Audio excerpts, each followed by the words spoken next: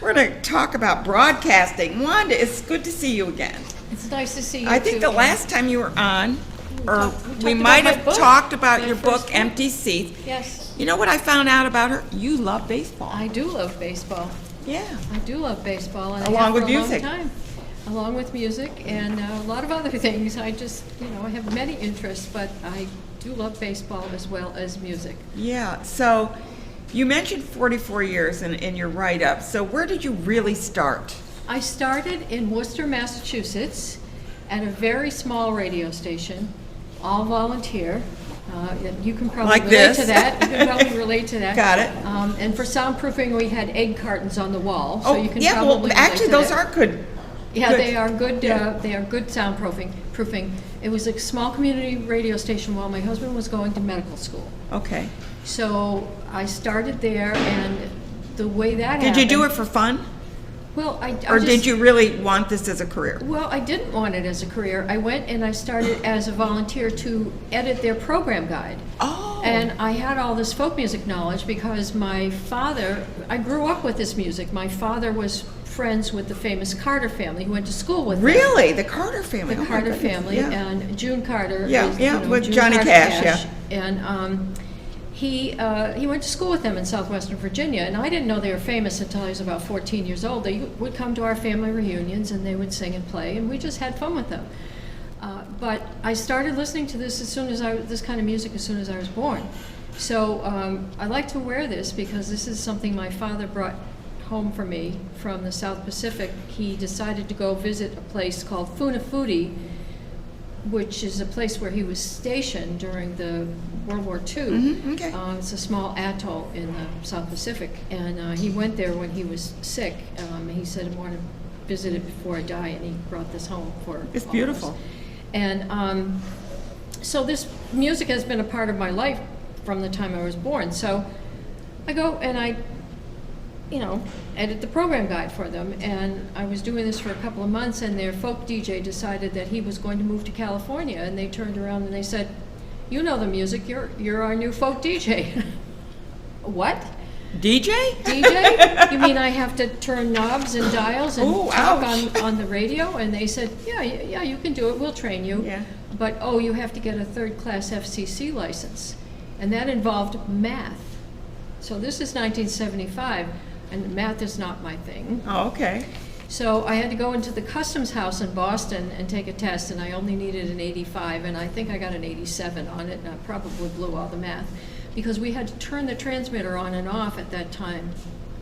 Was it physical tests that, you had No, to? no, oh. but you had to read the dials, and then you Okay. had to figure out the ratios, where you I broadcast. have no clue. And but I had to do it, so. But I applaud you for doing it. I had to get a third-class license. So when my husband finished his medical school and he got a residency in this area,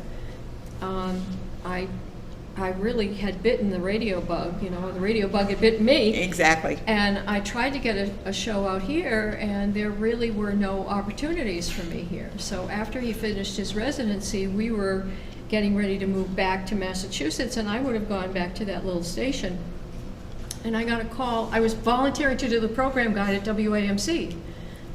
So I got, That program guide just telling does you. it for you, doesn't it? and so I got a call from David Galletley and Alan Chartok, and they said, would you be interested in doing a show on Saturday night? Do you have any tapes of your old programs? And I brought them these big, huge reel-to-reel Yeah, the tapes. reel-to-reels.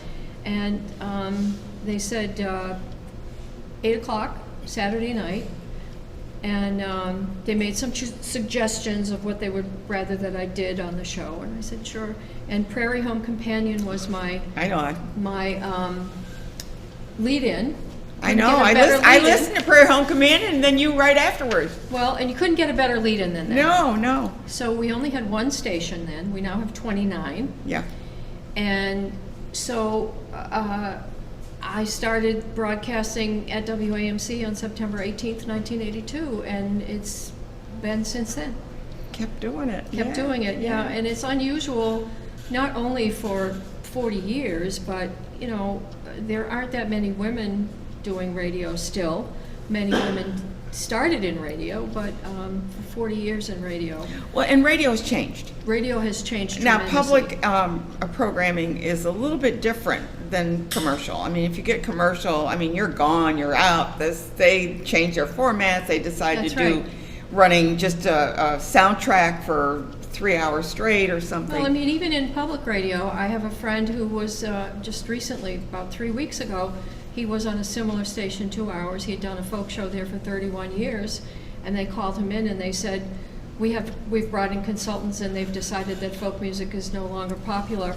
31 years, and they said, you're off, and they didn't even give him the chance to say goodbye. Do they to his understand listeners. what folk music is? Because Apparently folk not. music never dies. I know, but 31 years, they let him go, and they didn't even give him the opportunity to say goodbye to his listeners on the air. So Really? and Well, it's see, a- that's pretty. But they brought in the consultants from the West Coast, and they said, And they were probably all in their late 20s, and I mean, this is what is Or happening. 30s, at least or 30s. 30s, yeah. But the thing is that the people at WAMC have stuck by me throughout the whole thing, Yeah. and they just say, go do it. Yeah, and it's folk music. I mean, the A step was my go-to place if you want to hear good folk music and Yeah. good music. You were my other savior because I love folk music. I mean, you can go to Cafe Lena. Lena, yeah. There aren't many venues, but the music is out there. And when you look at some of the old English folk music, and I'm not just talking about Americana. I'm Right. talking about folk music. The whole world. The whole world. Right, and it's fascinating to me. The whole scene has changed, and a lot of younger people are getting involved, which is great. And we see all kinds of different things happening. When I started, we only had these big black things, with a little tiny hole in the middle of them.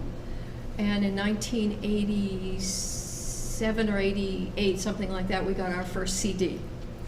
And now a lot of people are streaming. You're streaming, yeah. And I get calls from all over the world now because or You are emails, out there. Because we're out there all over the world. Yeah. I have a guy who listens in Bermuda that calls all the time, and I like to do my shows live because I like to interact with the listeners. And people call, and I recognize many voices who call all the time. But whenever a new person calls, I know it's a new person. Yeah. Do you you have your computer there that they can email you during the show? No, I can't. I don't have an assistant. So. Oh, you got to do it all. Yeah. I got to do it all, so I can't You take can't your do that email too. during Yeah, the I show. understand what you're saying. I I don't can't have a take- computer here. I can take phone calls. Yeah. I can take phone calls because those are just quick. Yeah. And then I have to go running down the hallway and get the CD that they want to hear. Oh, okay. So it's kind of old-fashioned radio. And during the pandemic, I did my shows live. Central Avenue was a ghost town, but and people were calling and saying, "I'm so glad you're there." You're still there because for me. It's one piece of normalcy that we have. Yeah, I couldn't do my show. I mean, Yeah. it's like I was lost for that Yeah. time. And you have the bug too, Oh yeah. Well, the broadcasting bug. Well, my 25th year, so. Yeah. So we should be having a party for you. Well, that's okay. I don't mind. I just enjoy doing this because I get to meet such wonderful people. Not only that, but it keeps your brain That's right. engaged, not only in the community, but in conversation. And to me, and that's what you do, even though you're not conversing to the audience, mano a mano, but you are doing it through your phone calls and things like that. Yeah, we had a big concert for to commemorate the 40th anniversary. That was over at the Linda, wasn't it? At the Linda, and I actually got a congratulatory letter from Alex Cora, who's the manager of the Red Sox, Really? and we read that Well, night. did he read your book? I don't know if he read the book, but I did send him a copy of it. But he wrote a very nice note. We had congratulations videos from Noel Paul Stuckey of Peter, Paul and Mary, Tom Really? Chapin, Tom Rush, Judy Collins, John McCutcheon, who will be at the 8th Step. Yeah. I think He very soon. appears quite often at the. And he's wonderful.